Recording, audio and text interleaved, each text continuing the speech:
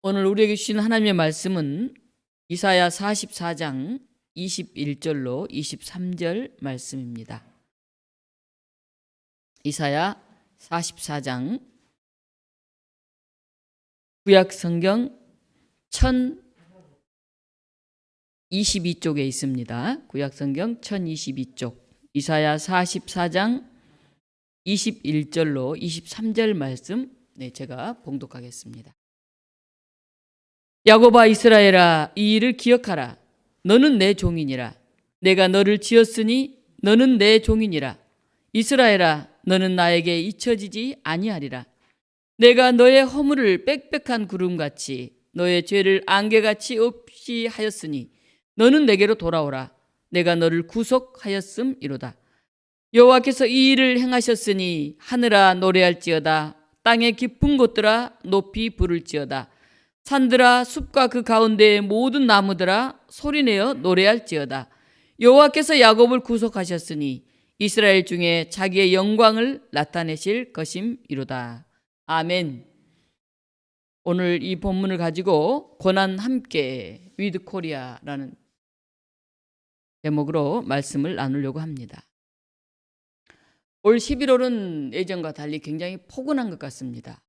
그래서 밖에 나가보면 단풍이 가득하고 날씨마저 굉장히 좋습니다. 그런 날 산책하거나 야외에 나가서 활동하기 참 좋은 날들이다. 그런 생각을 해봅니다. 정부에서 위드 코로나 정책을 도입해서 이제 사람들이 더 많이 밖으로 이렇게 쏟아져 나오는 모습을 봅니다. 위드 코로나와 함께 살아간다. 단계적 일상 회복, 한 번에 모든 게 다 회복되는 것이 아니라 조금씩 조심하면서 일상 회복되어져 가는 그런 단계입니다. 코로나19가 이제 장기화되면서 2년 이렇게 가까이 가면서 이게 영원히 없어지는 게 아니구나. 또 뭐 새로운 생각지 못한 델타 바이러스가 나왔다고 그러고 변이종이 나왔다고 이게 계속되는 거 아닌가 이런 생각을 하게 됩니다. 그래서 감기처럼 코로나는 우리와 함께 살아가는 그런 어떤 일종의 바이러스로 생각하고 있습니다.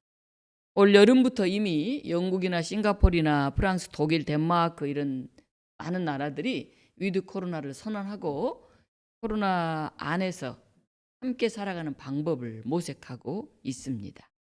이제 우리나라도 이 11월부터 이런 선언을 했습니다. 우리가 역경을 만날 때, 고난 중에 있을 때 우리는 회복을 꿈꾸지요. 이걸 넘어서서 다시 예전에 그 좋았던 그 상태로 돌아갔으면 좋겠다. 그런 생각들을 합니다. 철학자 니체는 우상과 학문이라는 책에서 이런 말을 했습니다. 인생의 사관학교에서 우리를 죽이지 못하는 것은 우리를 더 강하게 만든다. 역사가들은 이 흑사병이 곳곳에 만연해서 패스트가 이 전염병이 유럽을 휩쓸고 지나간 자리에서 르네상스를 비롯한 유럽의 근대화가 시작되었다. 그렇게 말합니다. 인간이 처절한 고난, 우리의 힘으로 어찌할 수 없는 그런 상황 속에 처했을 때 비로소 자기의 근본을 되돌아본다는 거죠. 우리는 누구인가? 우리는 왜 이 자리에 있는가? 산다는 건 뭐고 죽는다는 게 뭔가? 이런 근본적인 문제를 다시 돌아보게 되는 것이죠. 우리는 지난 2년 동안 코로나 전염병 가운데서도 살아남았습니다. 우리 교우들 중에 그래도 코로나에 직접 걸린 분들은 아직 한 분도 안 계신 것 같고 또 코로나 때문에 돌아가신 분도 사실은 안 계십니다. 그러면 이 위기를 지나서 이제 오늘 우리가 이 자리에 있는데 우리 니체의 말에 의하면 우리를 죽이지 못하는 것들은 우리를 더 강하게 만든다 이렇게 했으니까 이제 우리가 더 강해질 그런 차례지요. 1933년에 미국에 대공황이 왔습니다. 하는 사람이 실직을 하고 먹을 게 없어서 굶주리고 어찌할 바를 모르고 있던 그때 프랭클린 루즈벨트 대통령이 취임사를 하면서 이런 말을 했습니다. 우리가 두려워할 것은 두려움 그 자체다. 미리 겁낸다는 거죠. 미리. 두려워하지 말라는 거죠. 어차피 닥친 일은 닥치는데 그 두려움을 넘어서서 어떻게 할 건가 이걸 고민해야지 막 겁내고 두려워하고 있으면 넘어갈 일도 못 넘어간다. 루즈벨트 대통령은 그 위기의 미국을 잘 구해냈습니다. 이제 11월 셋째 주일, 우리 추수감사 주일을 준비하고 있습니다. 이 결실의 계절입니다. 감사의 계절입니다. 우리는 2021년을 이제 보내면서 어떤 회복을 꿈꾸고 있을까요? 오늘 성경에서는 예언자 이사야를 통해서 하나님께서 회복에 이르는 세 단계를 말씀하고 계십니다. 그중에 첫 번째는 기억하라입니다. 오늘 21절의 첫 낱말은 우리하고 이 문장이 좀 다른데요. 기억하라 이렇게 시작합니다. 무엇을 뭘 기억할까요? 하나님이 누구신지, 하나님이 무슨 일을 행하셨는지, 하나님이 무엇을 약속하셨는지 일부러 생각해 보면서 기억해내라 그런 뜻입니다. 기억하라. 너는 내 종이다. 내가 너를 지었다. 이렇게 하나님 말씀하시고요. 또 너는 내 종이다. 이스라엘아, 너는 나에게 잊혀지지 아니하리라. 그렇게 말씀하십니다. 우리가 기억한다는 것은 굉장히 중요합니다. 창조주 하나님의 사랑과 목적을 기억하면 거기서 회복의 길이 보입니다. 과거를 기억하고 기록하고 그 안에서 미래의 방향을 우리가 만들어 갑니다.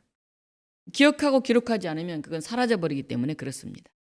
오늘날 기독교가 이렇게 전 세계에 강력한 힘을 가진 영향력 있는 그런 종교로 자리매김한 것도 이스라엘 사람들이 하나님의 말씀을 말로 구두로 쭉 전하고 그 다음에 또 이렇게 기록해서 전하고 그것을 집대성해서 성경이라고 하는 이런 책을 만들어서 자녀들을 교육하고 전파했기 때문에 이렇게 예수 그리스도에 대한 복음이 저와 여러분에게도 들어오게 되었습니다.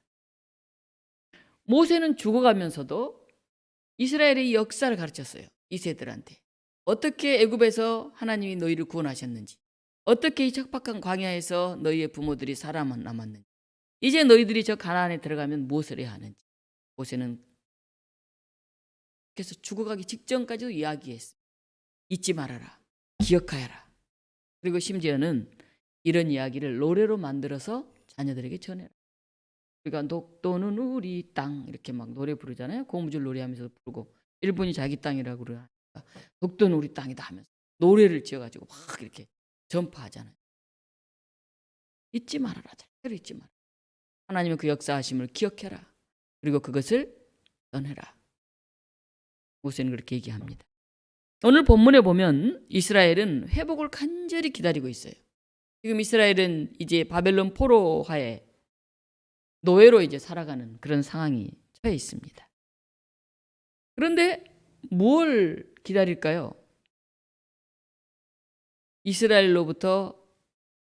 드디어 이제 바벨론부터 해방이 된 그것을 기다릴까요? 근데 놀랍게도 오늘 본문에서는 하나님의 회복, 이스라엘의 회복은 기억하는 일부터 시작된다. 이렇게. 기억하는 일. 뭘 기억하느냐? 그것은 바로 너희들은 하나님의 종이다. 종은 누굽니까? 주인에게 소속된 사람이죠. 자기 마음대로가 아니라. 종은 누구입니까? 주인이 하라고 하면 해야 하는 사람이죠. 자기 마음대로가 아니라. 이사야는 이스라엘이 기억해야 될 가장 중요한 이유 중에 하나는 하나님이 이스라엘을 향해서 너희는 나의 종이다 이렇게 불렀다는 거예요. 나의 종이다. 여기서 나의 종은 굉장히 명예로운 호칭입니다. 이 우상을 숭배하고 다른 이상한 신들의 종이 되어 있는 그런 이방과 대조할 때 이스라엘 너희들은 바로 나, 야훼 하나님 나를 믿고 나를 섬기는 나의 종이다. 나의 사람이다. 그런 뜻입니다. 내가 창조했다 너희는. 그래서 내가 너희에게 할 일을 준다 하는 거죠. 너와 나는 특별한 관계다. 이게 너희는 내 종이다. 나에게 속해 있는 사람들이다. 그런 뜻입니다. 이런 호칭은 아브라함, 모세, 여호수아, 다윗 한결같이 너희는 나의 종이다. 하나님 그렇게 말씀하셨어요. 그 말은 다시 말하면 너는 내 것이다. 나에게 소속돼 있다. 절대 나를 떠날 수도 나를 잊을 수도 없다. 그런 긴밀한 관계다. 그런 뜻이죠. 우리 청년들과 성경을 통독하면서 성경 공부를 해가고 있는데요. 지난주 사무엘하 7장 18, 29절에 다윗이 자신을 나는 주의 종이라고 이렇게 고백하는 그런 부분이 나옵니다. 주의 종은 어떤 것 같으냐 이렇게 물어봤더니 청년들이 이제 다양한 얘기를 합니다. 사실 종은 낮은 사람이잖아요, 그죠? 주인이 아니니까. 그래서 나는 당신의 종이다 이렇게 말하면 나는 복종하겠습니다. 나는 순종하겠습니다. 충성과 겸손의 의미가 들어있는. 하나님께서 너는 내 종이다 할 때는 너는 내 사람이다. 내가 너희에게 시킨 것을 해야 된다. 그런 의미라고 한다면 우리가 다윗 왕이 나는 주의 종입니다 이렇게 할 때 저는 하나님의 것입니다. 오직 하나님께만 충성하겠습니다. 겸손히 엎드리는 그런 의미잖아요. 이 종은 아바드에서 나왔는데 섬긴다는 뜻이 들어있습니다. 섬긴다. 명사로는 노예란 뜻도 있지만 섬긴다는 뜻입니다. 그래서 두 가지 뜻이 있어요. 이 종이라고 할 때. 주의 종, 하나님의 종이라고 할 때는 뭐 세상의 종은 사람에게 속한 사람. 주의 종은 주님께 속한 사람이 하나님께 속한 주의 종입니다. 그래서 우리는 오직 하나님 말씀 안에서 하나님을 섬기겠습니다 하는 고백이 있는 거예요. 좋은 의미로 하면 조금 이제 자부심 있는 거죠. 나는 하나님의 종이야. 자부심이. 그냥 세상 사람의 종이 아니고 하나님이 나를 택해. 하나님이 나를 세우시고 하나님이 나를 통해서 선포하게 하시는 그런 자부심이 있는. 그러나 또 다른 측면에 말하면 나는 하나님이 시켜야만 할 수 있는 하나님께 붙들림 받은 그래서 지극히 하나님 앞에서 부끄럽지만 최선을 다해야 하는 그런 섬김 이 두 가지가 동시에 있는 것입니다. 오늘날 우리가 주의 종 하면 어떤 의미가 있을까요? 이렇게 우수되고 높은 자리에 있고 뭐 그것만 있는 것은 아니죠. 하나님의 종은 자부심과 소명감이기도 하지만 유압적이고 군림하는 그런 종이 아니라 섬김의 종이죠. 그 모습을 가장 잘 보여주신 분이 바로 예수 그리스도시죠. 예수님은 하나님께서 사명감을 받은 하나님께서 가라고 해서 힘들지만 이 땅에 오신 그런 분이셨지만은 십자가에서 섬김의 극치를 보여주셨죠. 하나님의 종, 하나님의 아들이 어떻게 사람을 섬기는가를 자기의 몸을 바쳐서 헌신하심으로 하나의 모델이 되셨습니다. 리더십 이론들이 굉장히 많이 있는데요. 그중에 서번트 리더십이라는 게 있습니다. 이게 이제 섬김의 리더십이라고 그러는데 처음에는 이런 말이 없었어요. 리더하면은 강하게 어떤 리더가 있느냐 뭐 앞에서 끌어가는 사람을 리더라고 그러잖아요. 어떤 식으로 끌어갈 것인지 가지 리더십 이론들이 많이 있었는데 서번트 리더십이라는 거는 이제 맥스 드프리라는 사람이 이것을 처음으로 이제 그는 세계적인 가구업체 허먼 밀러 회장이었는데 그가 이 섬김의 리더십에 대해서 리더라는 것은 앞에서 끌어가는 것만이 아니고 본을 보이는 사람 예수 그리스도처럼 이 섬김의 삶을 사는 사람 여기서 정말 사람을 움직이는 힘이 나와 그런 이야기를 어제 오랜만에 이제 예전에 어떤 교우 장로님과 또 권사님을 만났는데요. 그 얘기를 하시더라고요. 지방에 있는 꽤 큰 교회인데 지방에서 그래도 한 100~200명 모임 역사가 100년이 넘은 전통 있는 교회인데 거기에 이제 목회자를 모신다고 해서 이제 한 분을 소개를 했다는 거예요. 이제 여러분 중에 두 분이 이제 후보로 이렇게 마지막 올라왔는데 전화가 왔더래요. 거기 그 목사님은 어떠신 분입니까? 그분이 이제 본인이 있던 교회에서 교회 학교부터 쭉 이렇게 가르치고 하면서 이 옆에서 봤지 않겠어요? 얘기를 했대요. 이분은 일단 성품이 참 따뜻한 성품이 있고 사랑합니다. 그다음에 두 번째 열정이 있습니다. 굉장히 부지런하고 대부분 이제 목사님 모시려고 오면 설교를 잘하십니까? 이렇게 많이 묻잖아요. 그분이 설교를 뛰어나게 잘하시는 건 아닌데 열심히 하십니다. 그래서 아마 점점 설교를 잘하시는 목사님이 되실 거예요. 말을 잘하는 것보다 그분의 삶이 진실하고 정말 성품이 훌륭하고 정말 성도들을 사랑하고 겸손한 그런 분이었다. 그분이 목사님이 되죠. 40대 초반이라 젊은 목사님인데 근데 이제 그 가자마자 코로나잖아요. 지난해 코로나인데 원로 장로님이 쓰러지셨대요. 밭에서. 원로 장로님 쓰러졌다고 전화가 오니까 목사님이 막 헐겁지겁 밭으로 뛰어가가지고 원로 장로님 입에다 대고 막 무슨 호흡이라 그러죠? 인공호흡인가 막 호흡을 막 했다 그래. 젊은 목회자 교인들이 다 감동을 받았어요. 물론 그 장로님은 이제 돌아가셨지만 코로나 때 누가 그 손도 잘 안 잡는 시절에 남의 입에다 대고 돌아가시려고 막 인공호흡을 하고 밭으로 막 뛰어가가지고 그거 하나로도 굉장한 교인들이 은혜를 받았다 그런 얘기를 들었어요. 이 섬김의 리더십이라는 건 오늘날 뭐 코미디언처럼 설교를 엄청나게 잘하고 말을 멋들어지게 하고 막 이런 분들이 주로 TV에도 나오고 그러지만 삶이 또 그 뒷받침이 되지 않으면 그게 무슨 의미가 있어요? 좀 말을 좀 어눌해도 바울은 말은 되게 못했잖아요. 글은 잘 썼지만 근데 바울의 삶이 오늘 우리 모두를 감동시키지 않습니까? 너는 내 종이다. 하나님 우리를 택하셔서 사명을 주셨다. 나는 너를 사랑한다. 그리고 바로 너희가 어려웠을 때 그 노예 같은 삶 속에 내가 너희를 불렀다. 그리고 그 앞이 안 보이는 청한 광야 속에 내가 너희와 함께 했다. 그리고 도저히 넘어갈 수 없을 것 같았던 그 요새와 같이 든든한 그런 가나안 곳을 너희가 전진에 들어갈 수 있다. 내가 너희를 하나님은 그런 하나님 말씀합니다. 여러분 어떤 하나님 만나셨습니까? 좀 힘들었을 때 기도하면서 뜨겁게 만나셨던 그런 하나님 있습니까? 너무 아파서 죽게 되었을 때 이제 나 병들어 죽는구나 이렇게 생각이 되었을 때 그때 여러분을 구원하셨던 그런 하나님을 만난 기억이 있습니까? 어린 시절에 정말 순수했던 그때 말씀을 읽으면서 찬양을 하면서 가슴 뜨거워졌던 그런 하나님을 만난 그런 경험이 있습니다. 오늘 말씀합니다. 기억하라. 너는 내 것이다. 내가 너희를 불렀다. 하나님은 우리를 사랑하시기 때문에 하나님은 우리를 하나님과의 관계 속에서 살아가는 사람들로 오늘 또 우리를 선택하셨습니다. 우리는 하나님의 택함 받은 자, 하나님의 사랑받는 자라고 하는 사실을 기억하고 잊지 않아야 합니다. 두 번째 다시 우리를 회복시키는 방법, 돌아오라입니다.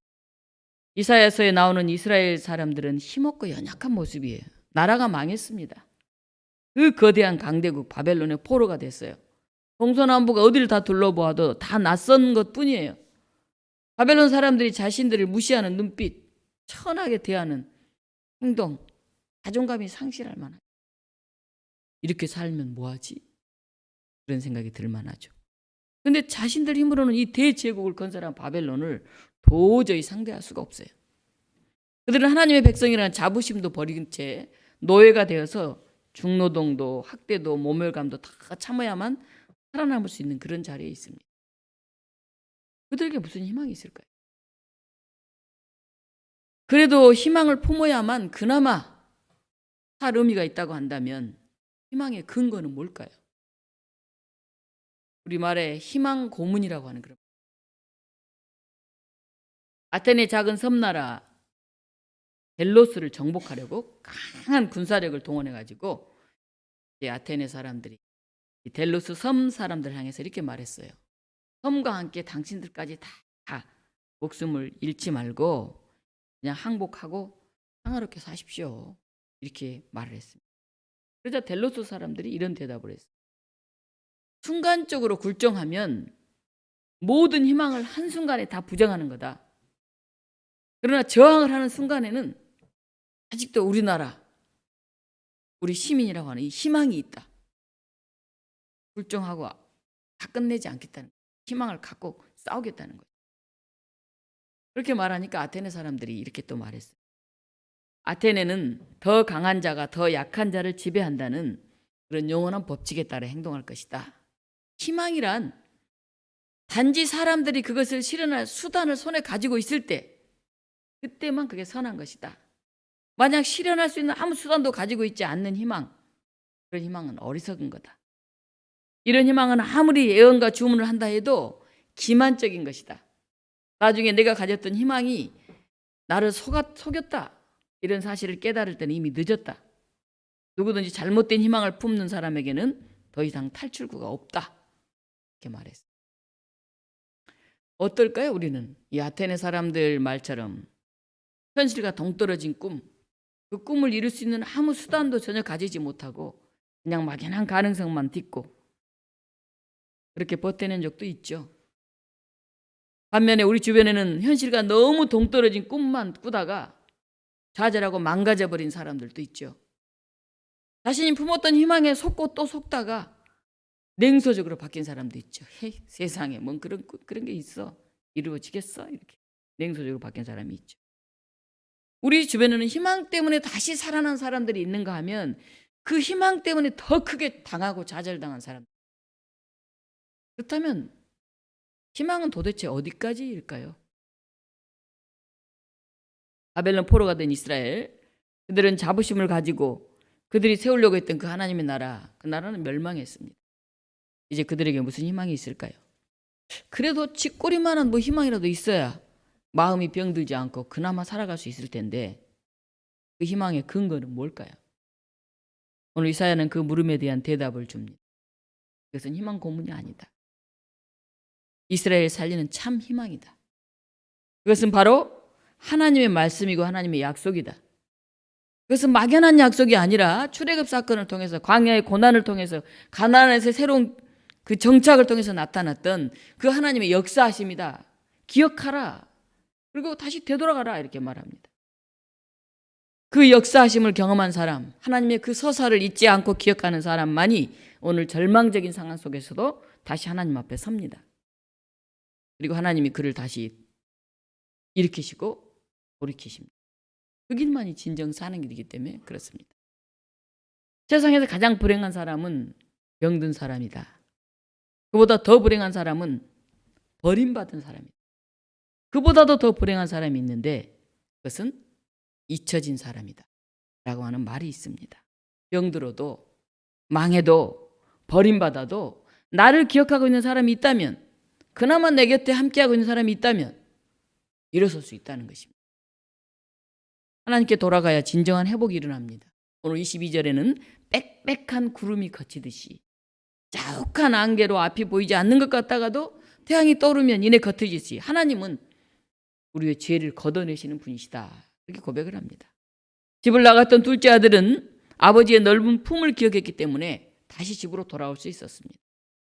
우리가 이런 하나님을 기억하고 이런 하나님을 믿는 사람들만이 큰 환난 가운데서도 자신의 죄 가운데서도 다시 하나님께 돌아오게 됩니다.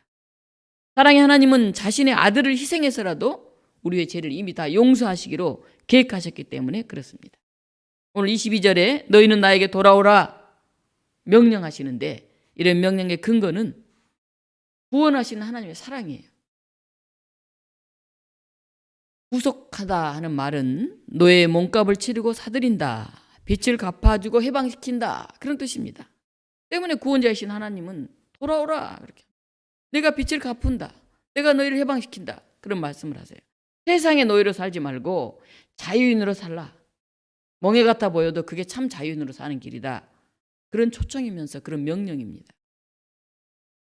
이스라엘의 해방, 포로에서의 귀환, 이스라엘의 재건을 위해 필요한 것은 바벨론 세력을 꺾고 바벨론을 무너뜨린 것, 그것만이 아닙니다. 더 중요한 것 하나가 있는데 거기에는 반드시 이스라엘이 죄로부터 자유함을 얻는 거예요.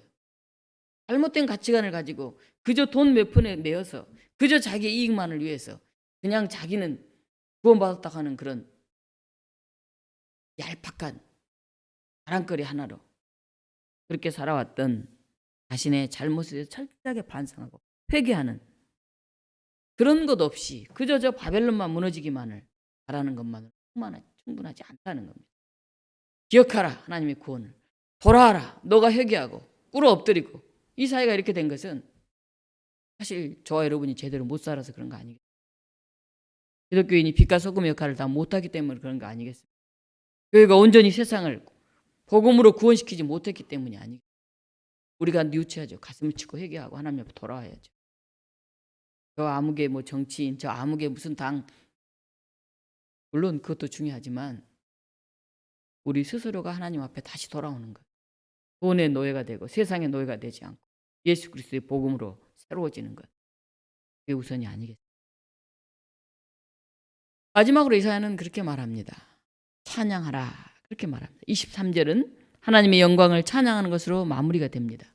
목소리 높여서 하나님을 찬양하자. 춤을 추며 악기를 연주하며 하나님께 이미 하셨던 그 일들을, 장차 이루어질 일들을 찬양하자 하는 것입니다.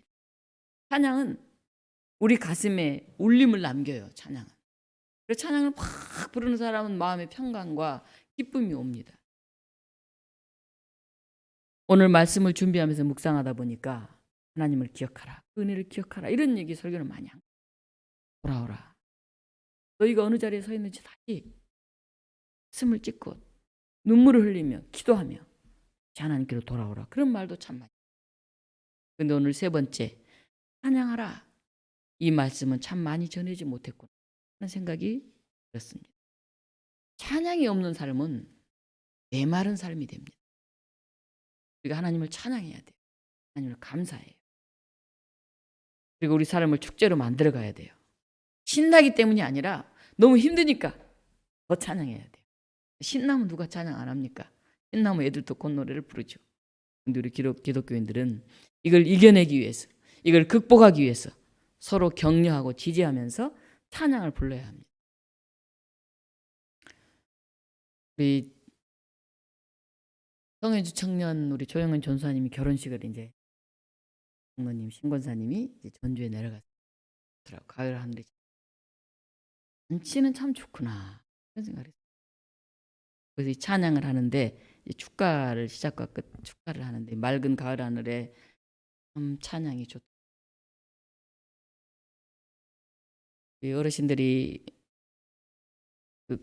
끝까지 내려가지는 못했지만 조금 이렇게 마음들을 모아서 축자 이런 마음들을 모으려고 하는 모습을 지난주에 보았습니다. 이 청년들을 지지하고 싶은 마음이겠죠. 교회 몇 분 안 되지만 80대 90대 어르신들 마음들을 모아서 기도합니다. 우리는 축복합니다. 그럼 오늘 오니까 떡을 해가지고 놔두니까 아침에 하나 먹어봐. 잘 때 하나 먹자. 그러니까 아침밥을 저는 잘 안 먹는데 주일 아침은 안 먹습니다. 평소에는 잘 먹지만 이 떡을 하나 먹으면서 그 새 출발을 하면서 교우들과 함께 이렇게 떡을 나누는 그 마음을 기억해봐요. 무슨 마음일까요? 이렇게 기뻐하고 감 그런 마음이 아니에요. 어제 저녁에 예배당에 한번 내려와 보라고 김무십사님 내려왔더니 여기 국화꽃을 막 다 여기 꽃잎을 따서 우리 김무십사님 전부 다 놔두셨어요.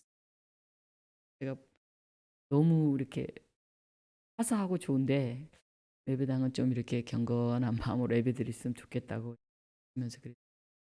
예배당에 국화향 냄새를 좀 풍기고 싶어요.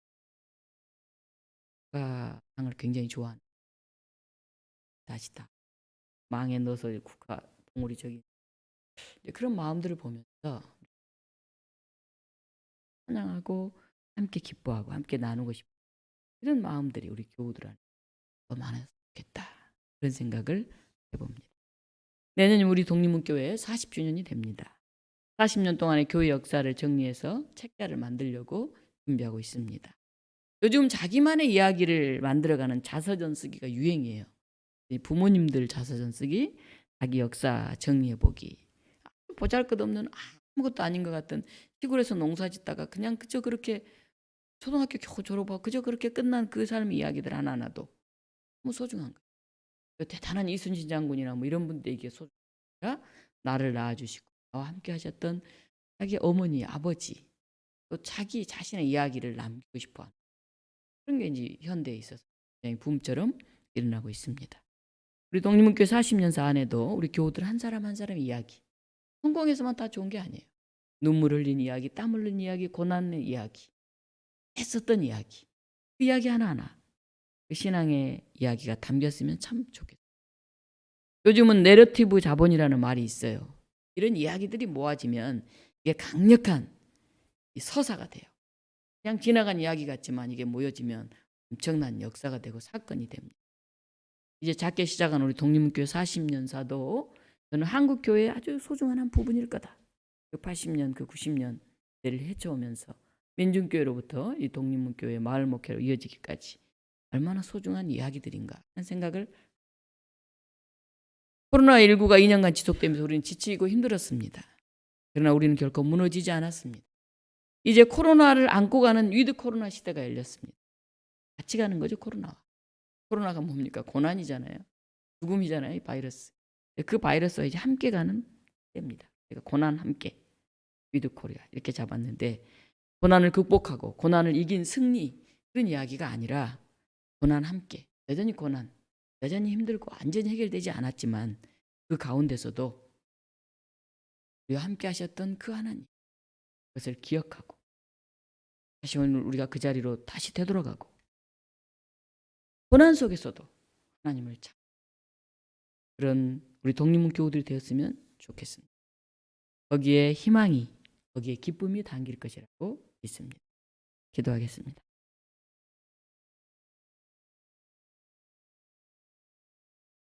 좋으신 하나님, 이스라엘 백성들이 고난 중에 있을 때 하나님을 원망하고 하나님을 잊어버리고 그 힘센 나라 바벨론 거기에 앞장서서 그 부요함을 누리고 그 우상에게로 되돌아갔던 많은 사람들이 있었지만은 오늘 이사야 선지자는 외칩니다. 기억하라 하고 외칩니다. 하나님의 그 역사하심을, 하나님의 그 놀라운 손길을, 우리가 어려서부터 만나왔던 그 하나님과의 그 뜨거운 고백을 기억하라 하고 말씀하십니다. 그리고 이제 돌아오라고 하십니다. 우리가 온전히 하나님 앞에 돌아올 수 있게 하시고 고난을 넘어섰기 때문에 돌아오는 것이 아니라 고난 가운데서 다시 돌아오게 하시고 그 안에서 찬양하는 우리 독립문 교우들이 되게 하여 주시옵소서. 우리가 함께 목소리 높여서 때로는 울부짖음으로, 때로는 소망으로, 때로는 감사로 우리가 찬양을 잊지 않을 때 거기에 놀라운 하나님의 능력이 임할 줄 믿습니다. 오늘 우리가 잔치를 열고 새로운 가정을 시작하고 새로운 직장을 잡고 교회 역사를 다시 기록하면서 우리는 또 다시 일어섭니다. 기억합니다. 돌아섭니다. 찬양합니다. 성령께서 임하셔서 우리를 새롭게 빚으시고 너는 내 종이다. 내가 택한 사람이다. 내가 너희를 통해 일하신다 하는 그 하나님의 말씀을 마음 깊이 되새기게 하여 주시옵소서. 예수 그리스도 이름으로 기도하옵나이다. 아멘.